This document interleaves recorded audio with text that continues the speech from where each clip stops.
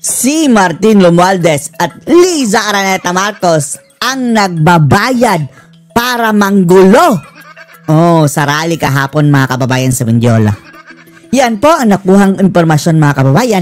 Dito si Chavit Singson dahil tinanong daw nila mga kababayan yung mga kabataang nang babato mga kababayan.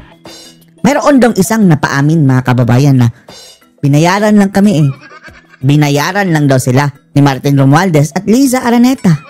Yan ang sabi ni Chavit Sinabi daw sa kanya. Pero, pakinggan niyo muna mga kababayan kung anong reaksyon ni Chavit dito. Panoorin niyo po. Meron grupo na nakabaskara. Pinapalo yung kwan. Kurap. Sino, bakit kayo ganyan? Ganoon lang. Bumalik. Nagtanggal ng maskara. Nagtanggal daw ng maskara mga kababayan. Sino kayo, binayaran lang po kami. May nagsabi talaga. Sila mismo. Sila daw mismo mga kababayan, yung mga nagmaskara, nabayaran daw, umamin daw. Sabi ni Chavit, Sino ba? Sino nagbayad sa kanila? Tinanong yung nagsaserve, sino nagbayad sa inyo? Si Martin Romualdez and the First Lady. Ayan na naman mga kababayan, sabit na naman ang pangalan ng dalawa. Diyos ko Lord. Lalong-lalo na si First Lady Admiral mga kababayan, no? Sa lahat ng kabalasugan na nangyayari sa ating bansa, sabit talaga ang pangalan niya. Palati na lang yan. Chavit Chavit ang nagsabi. Ano sa tingin mo dyan, Chavit, sa nakuha mong impormasyon? Ako, hindi ako naniniwala. Hindi na siya naniniwala. Pero sinabi na niya mga kababayan. Na name drop na niya. Although naiintindihan natin mga kababayan na mayroong pahabol ng mga statement sa Chavit na hindi ako naniniwala. Pero depensa na yan para hindi siya makasuhan.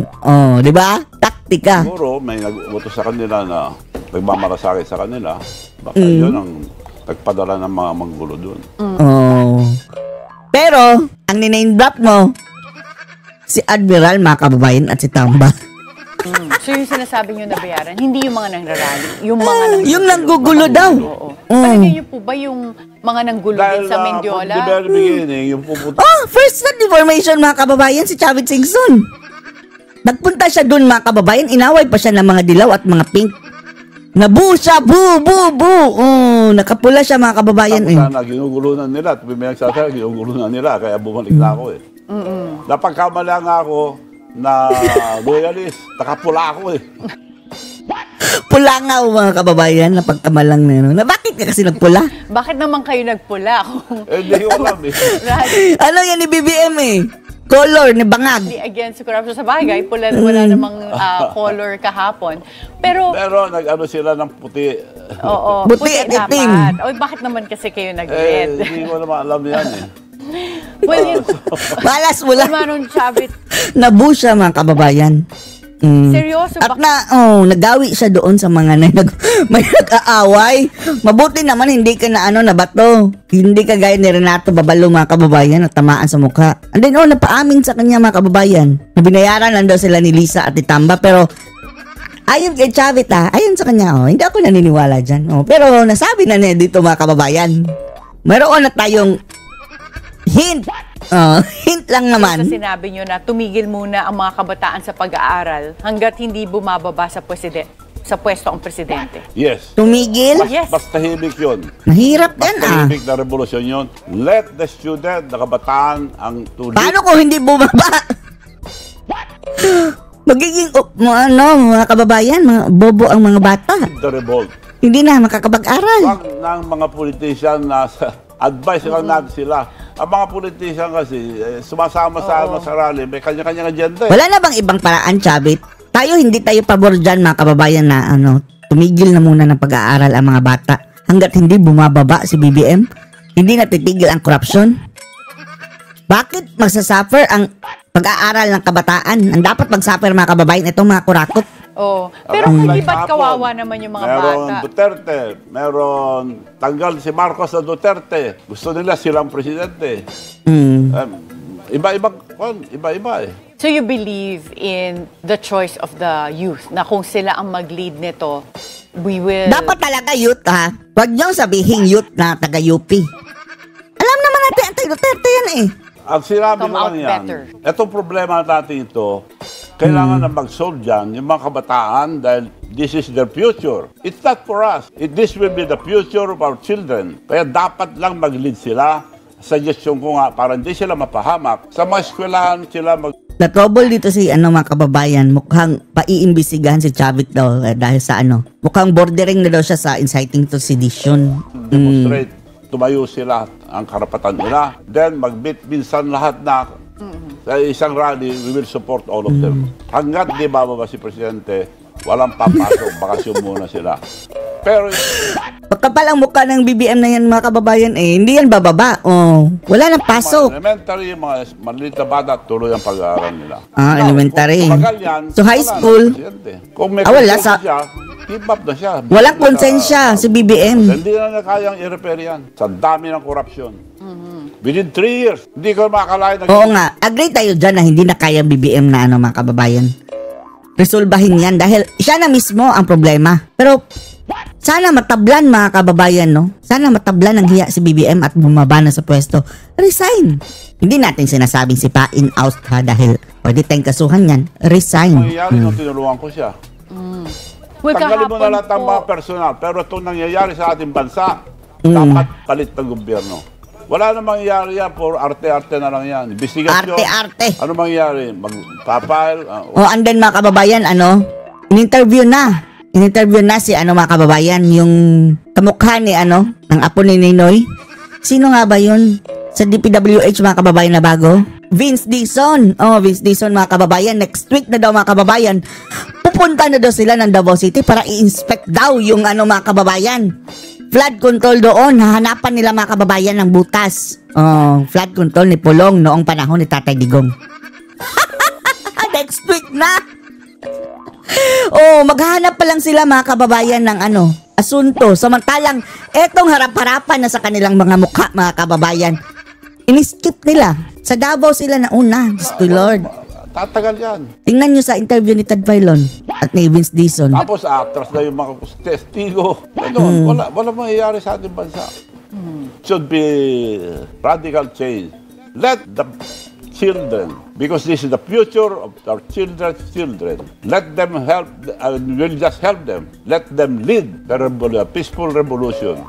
Okay. Pag silang sumama sa mga rally, hindi na, eskwelahan, and the student leaders should go around na pangaralan sila kung anong gagawin, then minsanan lang. Baka mapasok dyan ang mga makakaliwa at mga NPA. Bakit? Mamamayagpag ang mga NPA niyan mga kababayan. Yan ang kanilang gusto Then all of us will support. Maraming marirecruit. Kahapon po, sa anti-corruption rally sa EDSA, may mga nagbu na ilang tao sa iyo. Ano po ang naging reaction nyo dito? But Nabu siya mga kababayan. Mga dilawan, mga pinklawan, nagbu sa for kanya. answer Nakatawa lang ako. Before you answer that question, we'll have to take a short break. Dumaan ako doon. Sige po, Manong Chavit. Nakatawa lang siya habang binubo mga kababayan. Kawawa si Chavit nabu. Papasagutin namin tong tanong na to pagkatapos ng short break at the Huwag ka forefront. mag-break. Dumaan ako. Dumaan siya. Chavit, kahapon sa Bakit mo binrek? anti-rally, anti-corruption rally. Itong mga ungas na to, punta doon sa anti-corruption rally ko ng mga kababayan. Kapag mapatunayan na ang mga akusasyon sa kanila na binabayaran sila, pinupunduhan sila mga kababayan. Dahil katakataka walang talagang mga kababayan, panawagang Marcos resign. Kung binayaran sila dyan sa anti-corruption rally, kurakot din sila. Number 1, kurakot din sila. Tumanggap sila ng pera. Kademonyuhan mga kababayan. Hipokrito. Sa EDSA, may mga nagbu po sa inyo. Nabu. Ano yung Nabu naging si reaction Chavit. nyo? Yes. Nabu. Bahay namin sa Corintian So magkabila ang rally. Yung nag-imbita sa akin sa dulo. Dumaan ako sa kanila, ang dami pa nagpa-picture. Nung hapon Tapos, na, iba ng tao nag-take over. Yun ang nagbo. Akala loyalist ako, nakapula ako. Bakit ka kasi nagpula? Hindi nila lang ginagawa. Or mga trolls ni Marcos. Trolls si Marcos. Buti na lang safe ka Chavit dahil hindi natin alam Pwede, grabe ang kanyang mga expose mga kababayan. Ang kanyang pagbangga kay Marcos. Ngayon, exposed na naman siya mga kababayan na si Tambaloslos at Lisa. Nina-name drop mga kababayan yung sinabi nilang nakamaskara. Pwede siyang mga kababayan Alam nyo na, gurgurin doon mga kababayan ng patay likod. Ang suspecha ko, baka mga hindi nila alam. Nakalimutan nila, we are on the same side. We are on the same side. We are anti-Marcos. Pero Hindi sila anti-Marcos kasi eh. Nung nagrarally sa Luneta, give chance to Marcos, mga kababayan, ang kanilang tema. kayo po ang isa sa mga naging instrumental sa pagpanalo ni Yes. President Bongbong Marcos. Like you said, kayo yung Baka hindi nila alam na bumaliktad ka na. presidente ng Mayor's League at Yes. kinausap niyo lahat ng mayors to Yes. support the president. Hindi ba naisip niyo rin na kayo ngayon isa sa mga sinisisi kung bakit Oo, nandito tayo with the president? Yes. Kaya nga, nagsisi rin ako eh. Nagsisi, Hindi ko akalain na ganito. Nabudol. Hindi ko akalain na magbabago si Marcos. I was warned by their first cousin. Gagamitin ka lang. Tingin natin, mga kababayan, hindi yan nagbago. Yan na talaga ang ugali ever since. Nambudol lang, mga kababayan. Plastikan lang yun. Yung bait-baitan nila, continuity, support Duterte dati. Yan ang kanilang snake skin, mga kababayan. Ngayon, lumabas ang totoong kulay. Anong? Traitor. True na, ginamit lang ako. Hindi na ako kilala. So, Sino- okay lang yun dahil sanay naman tayo dyan. Ang Gamitan. pinakasama na ginawa niya yung paghahamon sa China. At yung mga korupsyon. Yung dalawang yun nagtulak sa akin na Korupsyon. antay ako ng antay hanggang anti-Marcos na ako. Kakaantay. Well, Siya na mismo ang umami na anti-Marcos na siya, oh. Kababayan pa naman niya sa Ilocos, what mga makes your crusade now against corruption credible? So, wag niyong sabihin na solid north yan. Na, kababayan sa Ilocos, malaking tao sa Ilocos, mga kababayan, anti-Marcos. When you yourself was once linked to STL, wetting, and gambling. Those are all not true, naliwanagan na lahat yan. Okay, let's go on record. Answer it once and for Wala all. yung GMA. Dapat makuha ko lahat ng weteng. May kinuha ba ako? Wala akong kinuha. So never po kayo nag-wetting? Wala kayong wetting na... Binibintangan ako ng weteng sa amin, kakasama ko yung mga nandun. I supported them because they are my province. Otherwise, hindi ko supportan, ibibigay sa mga tao yung mga mayors. Kaya doon naman kami nag-away ni President Estrada noon. Mapapaya ko. Bigay mo na maski kanino yung larong yan, wag lang sa kalabang ko. Doon na kami nag-away. So yung mga banat nilang yan, naliwanagan na lahat. Nung naglabang kami, ang daming, kagaya ngayon, mga trolls, mga paninira, lahat ng klase tatapos sa'yo just to destroy your credibility. But go on record, kung corrupt kami, paano kami naging progress sa Ilocos? We are now the fifth richest.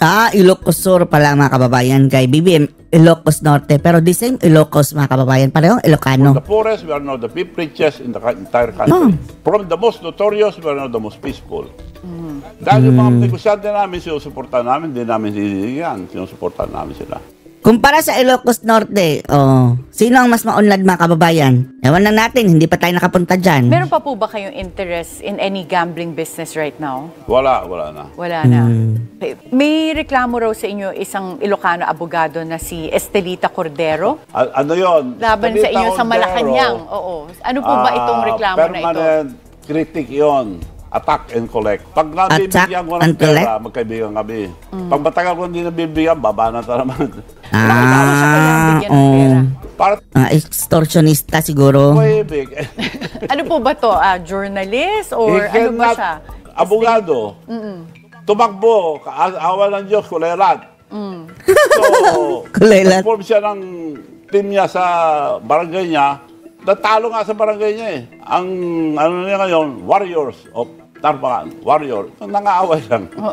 So, ang meron paratang sa inyo na may kinalaman daw kayo sa black sand mining sa Narvacan. I will give 5 million now kung meron black sand mining doon. 5 million! So, wala. Yung mga Yun paratang ang wala. mga sinungaling na panira nila sa akin. Yun ang sinasabi ko sa iyo na panira lang sa amin. Right now, I'll give 5 million kung makapagsabi sila ng black sand mining.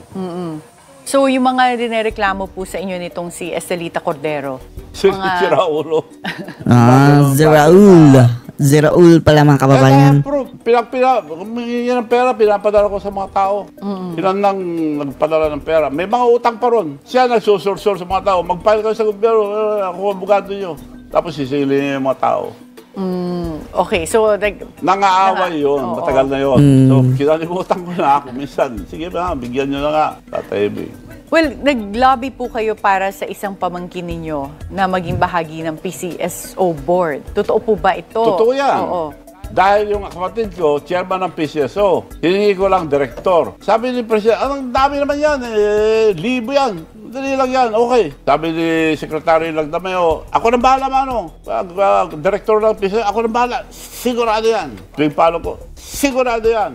Sigurado yan. Sigurado yan. Sigurado yan. Hanggang nawala na. Pag napupuno yung PCSO, umiiyak yung pamangkin ko dahil akala ko ba ako ang sinabi. Pinangako naniwala naman ako. Andun kay Robles, mga kababayan, mas malakas siguro si TP. Wala. Pinuno yung direktor, hindi nakuha. Okay lang, wala kami magawa. Yun ang gusto Lone Better.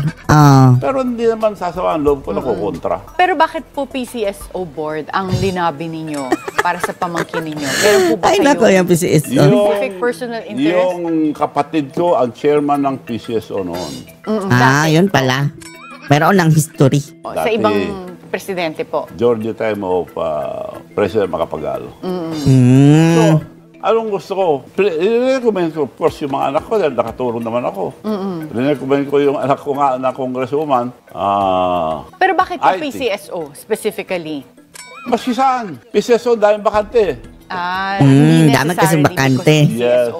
But for you, hindi nyo ba naisip na yung pagpili ng mga position should be based on merit at hindi dahil nakatulong, ganon? Hindi ako nagpipilit. Kung qualify sila, yung anak ko, kaya rin-recommend ko sa... Hindi kayo sa nasisilaw dyan sa kanyang mga kababayan, no? Yellow na glasses. Di ba parang pangpaliwanag yan? DITC. IT, graduate, Harvard graduate, architect. Oo, sabi naman ni BBM. Tapos, Sabi ni BBM. na-announce na pala Ito po ba mga ganitong incident nakadagdag doon sa sama ng loob ninyo? Wala akong kung ayaw nila, okay na, we can survive. Wala naman. Paano kasi, mga kababayan, ang pinaglalagay ni BBM puro dilaw? Yung kabinete niya, halos lahat mga dilaw na, mga kababayan. Pero talagang kinalimutan kami. Okay lang, wala naman. Wag lang mang-away na pahamak tayo lahat. Ibig sabihin ko lahat. Yung pag-away-away so malaking na bagay sa China, talaga sa iyo yung mali stance yan. natin sa China. Ha? Malaki talagang bagay sa inyo yung naging Malaking stance bagay, natin ng bansa bubugbugin natin. tayo dyan. Kung gigirayin tayo, wala tayong kalaban-laban.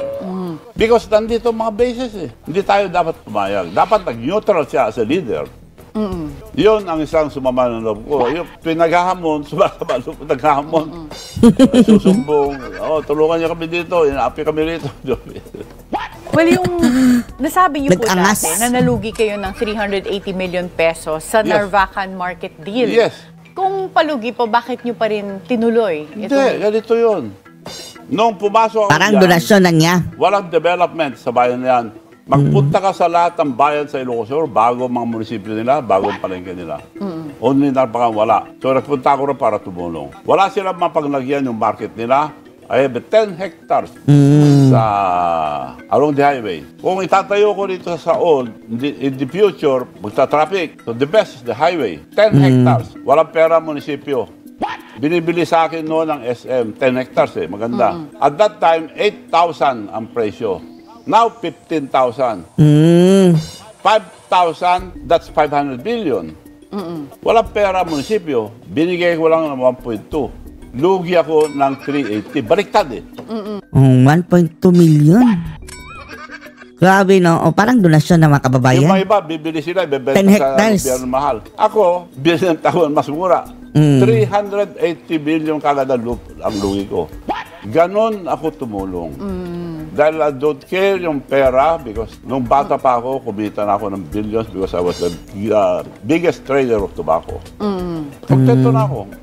I'm not greedy. Well, as of the 2025 elections po, 23 Tobacco industry kasi, mga kababayan. ang tumakbo at ngayon ay nasa Yes. pwesto. So, Pinagbabawal ko ang Dynasty because I was the co-author of Dynasty. I went once to Congress. Ako ang co-author. On record again, go on record. Tumakbo yung kapatid ko, congressman, ng gobernador ko. Wag. Wag. Pinagbawalan ko, ayaw kong Dynasty. Nagpilit, tumakbo. So, wag nyo iboto ako. So, mga tao nagpunta. Sir, talaga ba namin di na yung anak nyo? Huwag niyong iboto. Wala na akong kredibilidad kung manalo ang kapatid ko. Niloloko ko ng tao ako. Hindi nila binoto. Talo. Oo. Natalo, oo. Natalo. Pero ngayon po, 23 ang nanalo. So pagka ba Yes, ganun. tinuloy niyo Let me advocacy niyo, finish. tatamaan niyo yung Let mga me kamag-anak finish. niyo. Yes. Mayor, tumakbo rin yung kapatid ko. Hindi ko pinayag, tumakbo. Talo. Talo. Hindi ako papayag. Pero lahat ng linagay kong tao, kumontra lahat. So the past 2 election, pinayagan ko na sila. Nanalo naman lahat, wala pang kalaban.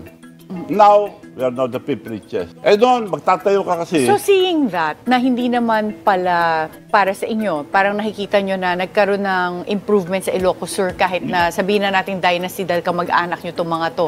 Does that change your position when it comes to political dynasties? Political dynasty is no longer relevant dahil nung araw mababayaran ng tao, natatakot. Ngayon, maski may pera ka, bigyan mo, talo ka. Kung ayaw sa yung tao. Oo nga. Parang ano tayo dyan mga kababayan, no? Dapat hindi absolute na talagang ban political dynasty dahil maraming magagaling din na mga angkan mga kababayan eh. Anyway, idadaan man yan sa ano, sa botohan. Paano kung ipatupad yan mga kababayan? Isa lang sa mga Duterte ang pwede makatakbo. Kailangan siya ng mga tao. Yan ang sinasabi natin. Mayroong limitation. Pero not totally iban. So kami, for the second election, walang kalaban eh. So that means kontento yung mga tao sa progress sa Ilocos Sur. Pagpunta ka ngayon doon, mayroon ka rin Coliseum, the most modern in the entire country. How about Ilocos Norte ni BBM? Yung harap ng mga upan, nagre-retract mag-isa. Wow. So we have all the infrastructure, kurang lang kami sa... Meron pong final sa Supreme Court ang isang bayan na Isang bayan, isang bayag mga kababayan mga makakaliwa. i-compel yung Congress to pass the law that's required for anti-dynasties. Would you support that bill? Yes. Given yung experience niyo sa Ilocos Sur? Yes. You would Pero still ang support it? nangyayari ngayon, kung gusto mga tao, gusto nila. Well, kung susundan mo yung anti-dynasty, isa lang tatakbo, I'm sure magkakagulo. Dahil wala ng coordination eh, magkakalaban lahat ng mga kasama mo. Paano mo maayos ang probinsya mo kung kalaban mo lahat nandun? Kaya marami rin ganyan eh, makakamag-anak to protect their interest na ma-develop ang kanilang bayan. Kayo po, meron pa rin kayong construction business, yung Yes, Satrap pero Construction. nag-divest ako dan. Oo. Totoong divestment, hindi po Yes. mga kamag-anak ninyo. Sino Hindi. pong pumalit dito? Yung mga engineers namin, yung mga engineers. Wala na kayong personal or beneficial interest in Satrap? Wala. Dahil nga, like for example, my radio station, binigay ko, nag-divest ako dahil conflict of interest. I'll show you one example later. Yung radio station ko, kung ano kita nyo dyan, kayo na bahala mag-promote sa sarili nyo, kayo na bahala ng sweldo. Lahat ang kita sa inyo. So, pero talagang binigay nyo na. So, Yes. even Satrap Construction, No, wala that is not trap. Kako, kung may matira man, pag wala na ako, kagaya ngayon, pwede akong bumalik. Para naman sa mga anak ko. Babalikan ko. But, ay sinunod ko yung batas, ay divest, then divest. Like yung mga na-appoint ni Marcos, nag-divest din sila lahat. Hindi naman pwede yun eh. Pare-pareho lang kami. So, totoong divestment po. But how would you distinguish yung Satrap Construction from yung construction company na pinakita mo kanina that you allege is owned by Vizcaya, naka-record. Oo, tsaka si Ilocos Mayor Brian Alcid. Naka-record. Naka-record sa SEC, sa Oo, official documents naka-record. na Matagal na itong, contractor yun. Megapolitan Builders Megapolitan. Construction and Construction Supply. Dati This lang- is still owned by Lawag City Mayor Brian Alcid. Dati ng contractor to. Dati ng contractor. So kung ngayon po ay pag siya pa rin talaga mapatunayan natin na siya talaga ang mayor pa rin, would you file any case for conflict of Hindi ako interest? nakikialam sa mga lokalo. Hindi na. Hindi ako gaya naghahanap ng gulo. Pero would you report this sa ICI? Kung sa Well, sinabi ko na. Committee? Bahala na sila. Kung matino itong gobyerno ito, they should.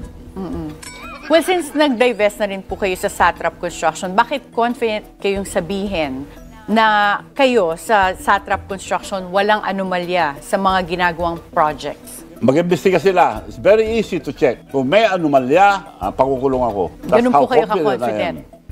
Wala rin kayong mga substandard? Walang substandard. What about SOP? Kasi sabi nila ang kalakaran talaga sa gobyerno, kailangan mo magbigay ng SOP or else wala kang mapapanalunan na project. Totoo yun, kaya kami nagbabayad ng SOP. Nagbabayad din kayo. Ayo, talaga. Hindi naman namin pundo lahat yan eh. Oo. So, ang binibigyan po ba dito, DPWH at mga... Sino nagpapasolitate yan? May naglalakad-lakad yan eh. Sa Congress Pero yung, totoo po ba yan na yung Congress and Diskaya, Senate? ang sobra-sobra. $500 billion in 3 years time ni President Marcos nakuha ang project. Huwag nilang sabihin na hindi nila alam yan. Na hindi po alam nino? Ditong Diskaya. Hindi alam ng... Hindi nila alam, hindi nila kilala. Sino po? Ng... Mga Marcos eh. Imposible din nila kilala itong mga ito. Bakit nila binigyan? Ang binibigyan lang ng mga ganyan, yung mga kaibigan. Pagka po ba SOP, napupunta to dun sa project proponents sa Congress and Senate as what Senator Ping Lacson revealed in his privileged speech? Or meron pong nakakarating all the way up to Malacanang? Hindi ikaw nagsabi niyan, hindi ako. Parang abogado kayo sumagot. Okay, kung hindi po ba kayo nagkaroon ng falling out ni President Bongbong Marcos, would you have still done this expose against the administration for corruption? But before you answer that question, we'll have to take a short break. Okay. Kasi natin napapag-usapan, Manong Chavit. Sige, so kung hindi po ba kayo nagka-falling out ni President Bongbong Marcos, would you still have done this expose? Not just for Ilocos Norte, but the way you're speaking out against corruption. Baka mahirap dahil wala akong credibility na kumontra. I mean, ako nag-support, ako tumulong, tapos i-expose ko siya. Hindi maganda yun. Baka kala, nag-ano lang ako sa may gusto pa ako. Pero ito, talagang talamak na. Beyond repair. And ang worry ko, yung future, yung mga kabataan. This is to let everybody know, ang utang ng Pilipinas, 17 trillion. Ano mangyayari sa mga kabataan ngayon? Hindi natin pahintuin ngayon yan. Tuloy-tuloy ito. Hindi na mapigil. Ano po masasabi niyo dun sa mga critics na sinasabi, kunwari, na nagsasour graping lang kayo or meron lang kayong axe to grind? Wow! Yun ang panira nila. Yun ang mga attack dog. Yung social, yung troll. Troll yan. Karamihan yan, walang tao. May tao man, yung dati na. Sino nagsabi niyan? Karamihan, troll. Kaya yung nagpunta dito, nasungkit ng mga Simpson family, 2 billion in 10 years. Ang liit yun. 10 years. Si Diskaya, 3 years, kalahating trilyon. Yun ang kalukuhan. Now, ano ba, parang may malis yung pagkasabi, sinungkit, padala ng mga naninira sa akin, para pick up nyo, para pick upin din ng iba. Ganon ang trabaho, yung mga ibang tao. Well, kanina po you were talking about a revolutionary government as a solution to what's going on in the country now. Sino po naiisip nyo na potentially pwedeng pumalit? That will come later, pero let the justices of our country help in forming a new government. And of course, the police generals, the military generals, and mga advisor, mga matitinong negosyante. Well, what about impeachment? Is that something you're considering? Meron din mga korap na negosyante. What about impeachment? May mga iba po na nagsabi na in the past they were calling for the impeachment of President Bongbong Marcos. In fact, may nag-file na impeachment dati yung Duterte Youth Party List. This was last year. Earlier this year, nearing the elections pala nila final. So, anong masasabi mo with impeachment as a method? Wala mangyayari dahil ang impeachment, mahirap ka magtanggal. It will be more than majority. I think 80%. The same thing in the Senate. So, mahirap magpatanggal ng presidente. Ewan ko sinong gumawa ng batas na yan. Mahirap. May impeachment pero mahirap. Well, impeachment of VP Sara, is that something that you support or against? Well, wala pa naman sinasabi na kasalanan niya. Pagka nag-guilty siya, then the time na bintangan natin. Ang tao kasi madala magbintang eh. Yeah. Pero kung ikaw lumalabas ang kaso, pero sa dami ng issues na hinaharap ng bansa natin, personally, are you for or against impeachment? Gusto niyo bang matuloy yung impeachment trial? Wala mangyayari yan. Although I'm for impeachment, pero wala you mangyayari. are in favor of the impeachment of Vice President Yan Sara? ang batas natin eh. Proseso yan eh. Like sa Amerika, nag-file sila ng kay Trump. Panalo si Trump. Dahil majority sila. Now, kung matalo naman sa mga numero si Vice President Sara, ganoon din. Kung majority sila, ganoon ang proseso eh. Okay, so pagka po ba nagkaroon ng investigation ang ICI, are you willing to testify?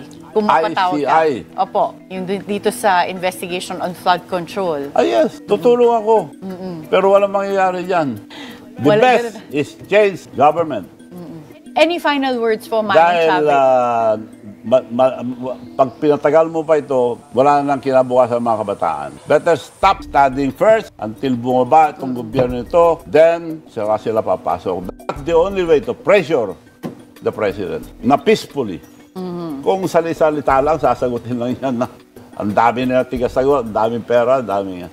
Mahirap. So my suggestion ulit ko, it should be led by the kabataan at peaceful revolution against this corruption to pressure the president to step down. Mga universities, colleges, UP, doon lang sila.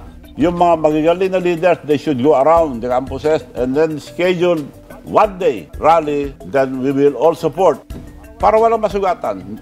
Hindi kagaya sa Nepal, hindi kagaya sa mga past na nangyari. And I think this will be the first time na mga kabataan magpatanggal ang presidente. Thank you so much, Manong Chavez Singson.